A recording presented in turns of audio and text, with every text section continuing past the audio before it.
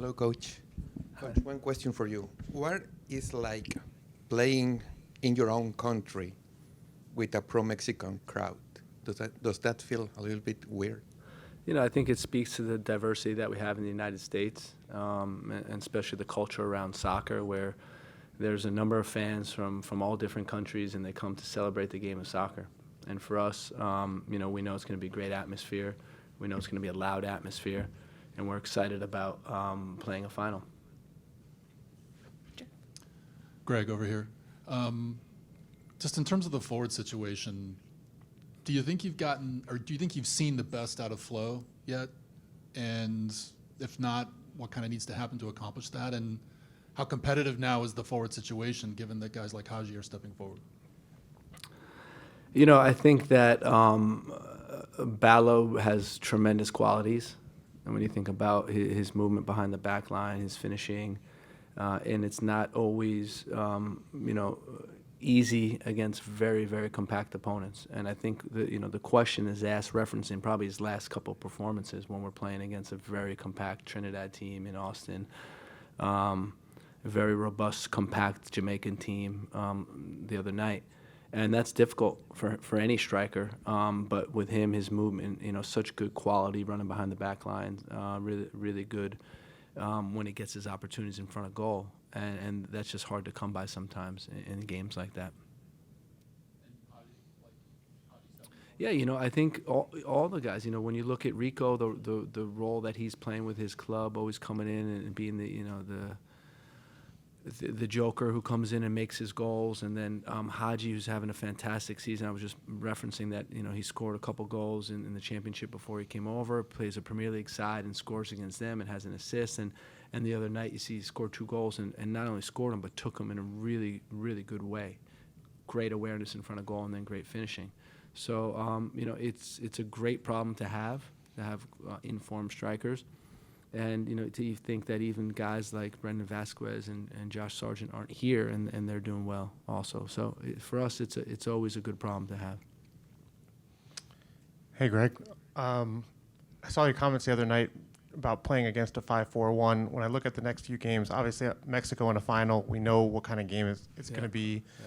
Brazil, Colombia, probably not going to be playing in a deep block. Are there things, though, that you can do, that you can work on when you're in camp here and that you want to see applied against Mexico that can help you to kind of find those moments, find those keys on the attacking end of the field for Copa America when you face opponents that play you that way?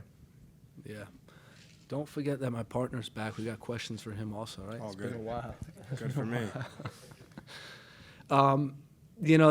Paul, that's the great, soccer question is how to break down a really compact, low defense when all 10 players are within 10 yards of each other and their start positions top of the penalty box.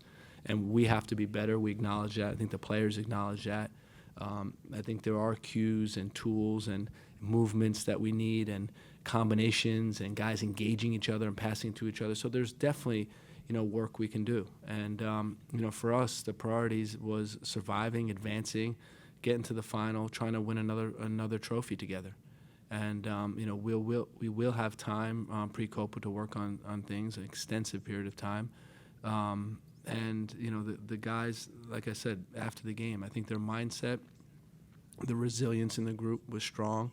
And you can see when we got into that overtime period that we were really motivated and firing on all cylinders to win the game.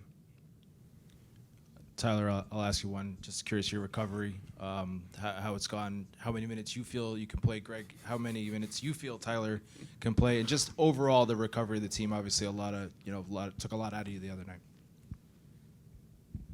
His answer is going to be 120. I know it already. So I don't even need to answer then.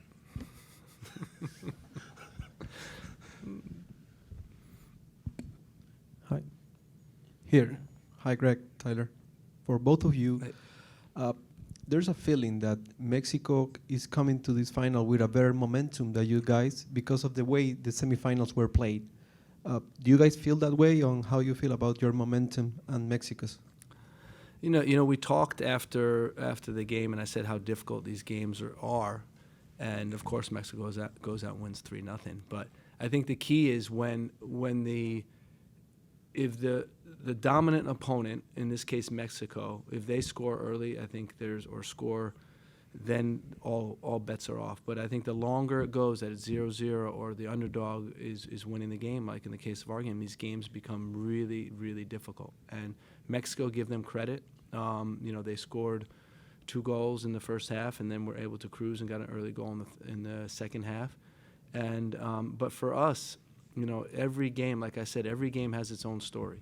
And we know this is a final. We know that we're trying to get our 3rd trophy in a row, and we're highly motivated. I mean, the guys are chomping at the bit and really want to compete in this game. Hi. You're obviously working with a group of players that you've been working with for some time. They started off quite young, or not to suggest that they're old now, but there's been a lot of talk about this group's potential. Do you think they've reached it yet? And if they haven't, what do you think the potential of this group is, and how long do you think it'll take to get there? It's time. Time will tell. That's the thing about everything, right? That you have big events that can help define who you are as a group. I think this is a big event for us. Copa America is going to be a big event. World Cups are big events. And one thing that I was extremely proud of this group is to see the growth from, going through qualifying and then the performance of the World Cup. It was a young team, but they played, almost in a mature way, and I think played really solid at the World Cup. And now it's how do you take that next step? And it's just going to be continued development at their clubs, continued development when we're together, and using milestones like this to continue to push the group.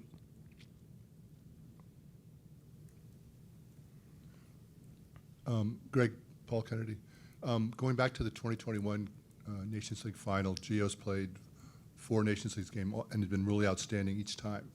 Is there anything specific about the tournament that's allowed him to be that way? And also, could you speak generally when he's playing well? What are some of the things that stand out and are important to contribute to the team in that way? For me, it's his timing, his touch on the ball, his final pass. All of those things are really outstanding and next level type qualities. He has such a feel for space and how to give the ball to his teammates in ideal situations. I think that's what I'd say. It's like sometimes people make the pass between the lines or behind the line, and it's just off or it's on the wrong foot. But he always finds the opponent in their ideal situation to make the most of the opportunity.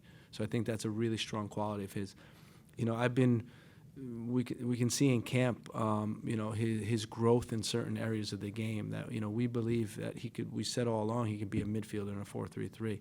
And for us, it's the press after loss, the defensive work that we've seen a lot of improvement with.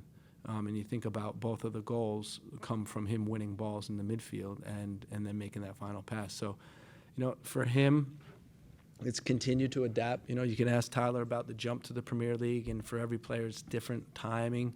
But, he's getting used to that, and we've already seen a growth in him. Hello, guys, gentlemen. Francisco Villos from Televisa Univision. One for Tyler, one for you, Mr. Berhalter, please.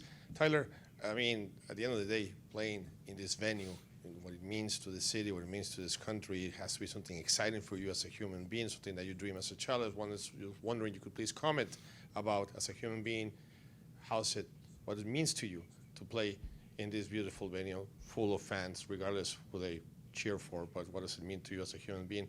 And Coach, guys cut a little bit too close last time. I'm pretty sure it wasn't part of the plan because it was literally to the last minute. We would be talking about a completely different story. I was wondering what kind of lesson does that game gives you guys? And do you count with everybody in your staff, your players, are they all healthy or not to play on Sunday? Yeah, as a Giants fan, playing in the Cowboys Stadium is something special, I would say. Everybody knows that the Cowboys is America's team, but it's a beautiful venue, and we know that we're very fortunate to play here. Having an opportunity to play in another final and raise another trophy is something that is very valuable to us. There's 3 guys on our team that haven't won a Nations League final yet, and we want to go out there and get that trophy for them. So to do it in front of a home crowd in the U.S. is special. Yeah, for us, I think we paid the price for, a moment of not being tuned into the game in the first 30 seconds of the game, and that made it extremely difficult for us. And, we wouldn't have scripted it like that, but I also think it's good for this group, good for the growth of this group to have to endure situations like that. And I think gain the confidence that we can endure situations like that. And now, again, that we put that game behind us, we learned from it, and now it's about a final. Everyone is fit, everybody's ready to go, so we can pull from a full selection. Right here, Coach. Mariano Sanchez from US. Coach, Jaime Lozano, the Mexico's coach, said that the pressure for winning this title is on your side because you are the reigning champions. Do you feel that way? Do you feel that pressure? No, for us it's an opportunity. The pressure, I think Mexico played a great semifinal, as we all said. And, so the pressure may be on them, right, to repeat that type of performance. But for us, it's just about, we see this as an opportunity for this group. We see this as an opportunity to create a legacy for this group of what we can achieve. And, we take it, we love the Nations League. We love what it represents. One for Tyler and one for Greg. Tyler, you've played in a few of these U.S.-Mexico matchups and you seem to get up for them, as it's easy to do. What is it about these matches that just kind of seems to bring a little extra out of you? And Greg, how is this Mexico team how has it changed under Jimmy Lozano, and what kind of different challenges will this version present compared to last year? Yeah, these matches are always a dogfight. We're always familiar with a lot of the players on Mexico, so I think that makes it a little bit more of a rivalry as well. But we know how much quality they have. We know how much quality we have. We know the talk and chatter behind, who's going to be the best team in North America, and obviously we want to continue to represent that. Defend our title. I think that's something that's super important to us. Since Nations League has started, we've obviously come notorious in 2 occasions, so now we want to repeat it for a 3rd time. Yeah, and I think Mexico has a good team, good quality. You see they're a little bit more direct with this coach. A lot of diagonal balls, a lot of balls behind the opponent's back line. They got speedy wingers, but we have a lot of quality also, and we have guys that have played in big games and get up for big games, and I expect us to be ready to play. We're going to take some virtual questions as well. We'll start off with Steve Goff. Go ahead. What have you seen over the last couple of years in the evolution of this rivalry? Has it gained more intensity? Is it different than what you experienced a few years ago when you were first coming into the national team, or with the junior national team? No, with the junior national team, I would say it was honestly exactly the same, because you watch the games growing up of USA, Mexico. You see the intensity of the games and how everyone takes it personally, how they want to win every single duel, score the winning goal. It always means a little bit more in these games. And since my first game with the national team, it's been the same. And, I think when we were coming through the national team, they also had a younger generation coming through the national team. And as we kind of grow and develop at the same time with them, it continues to be a big competition. So, we're always up for it. We know how much quality they have, but again, we're always backing ourselves in these situations, and we know how much quality we have as well. Arch Bell, go ahead.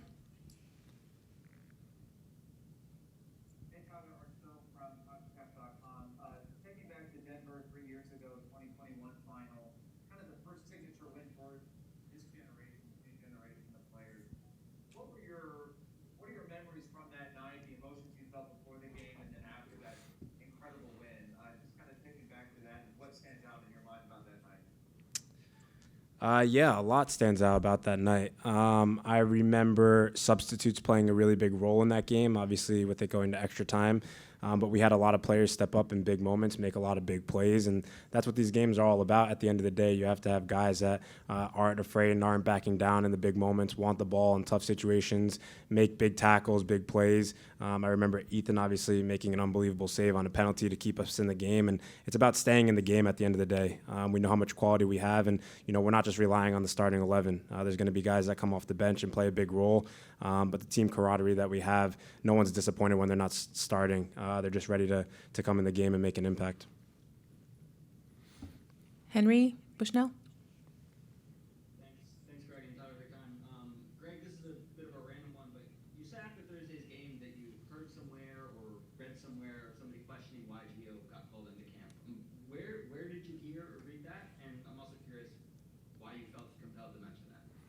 No, I think it's just an example of, when you look at what we're doing, how difficult it is, what we ask these guys to do every week.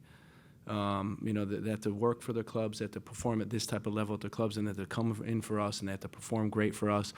And it's a lot. And I think sometimes, it's about defending our group and standing behind our players. And, this is an example of where, okay, things haven't worked out exactly the way Gio planned them when he was moving to Nottingham Forest, but that doesn't take away from his quality. It doesn't take away from what he brings to our group. And, we've seen it all fall. We saw it last summer. We see it all last fall, his quality that he has. And I think, that's all it was. It's just saying, all he does is talking on the field. And he showed why he's that important to the group. And that's why I thought it was worth mentioning. We'll take a few more from Zoom. Andrew Jones, go ahead.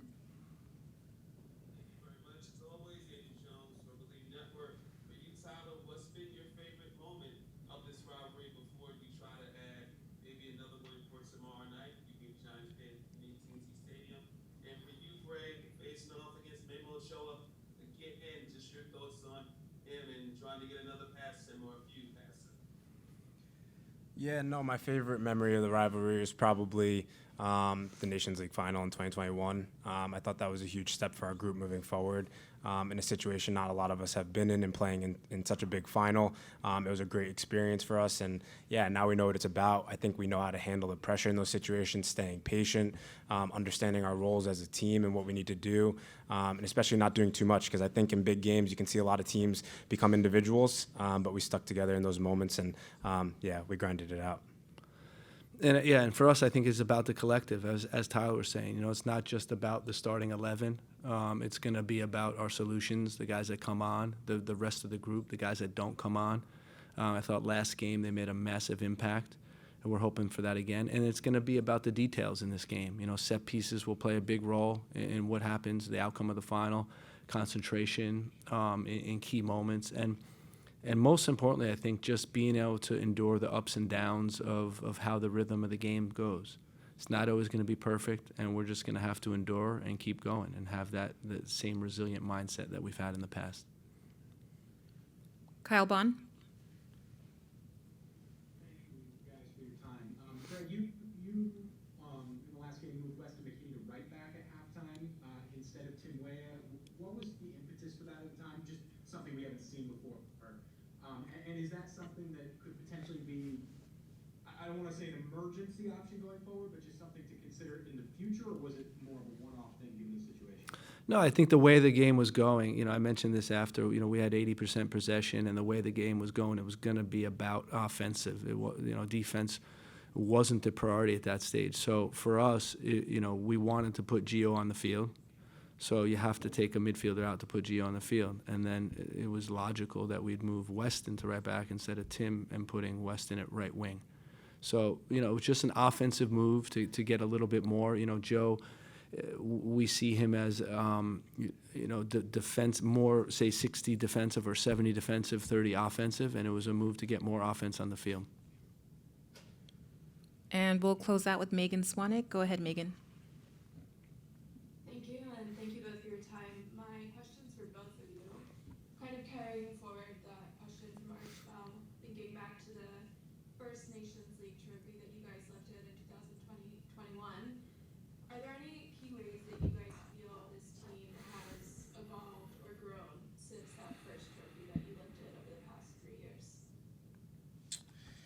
Yeah, I think that we've become more patient. We understand our roles a lot better. I think around that time we were still, developing our identity and style of play, whereas now we're more flexible. We're able to adapt on the fly a lot more. But again, that patience thing is a huge thing. I think in the past, if we were to play Jamaica and they were sitting really deep, we'd be trying to force things nonstop, whereas we had the belief in our side that a goal would come and then we would be able to dominate from there.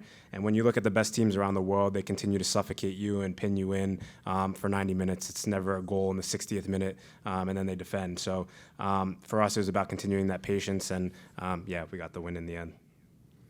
Yeah, and I think from my perspective, just to see the individual growth of our team since then has been really great. When you think about a guy like Tyler, now he's a family, as a child, and he's, an adult. And it seemed like they were kids back then, even though it was only 3 years ago. But there's just been so much personal growth from our guys, both in their personal life and professionally, that it's been great to see. And from the collective, how the group has gelled and merged and come together, and how I think key components of the group have emerged over these years and taken leadership roles within the group is another nice thing that we've seen over these years.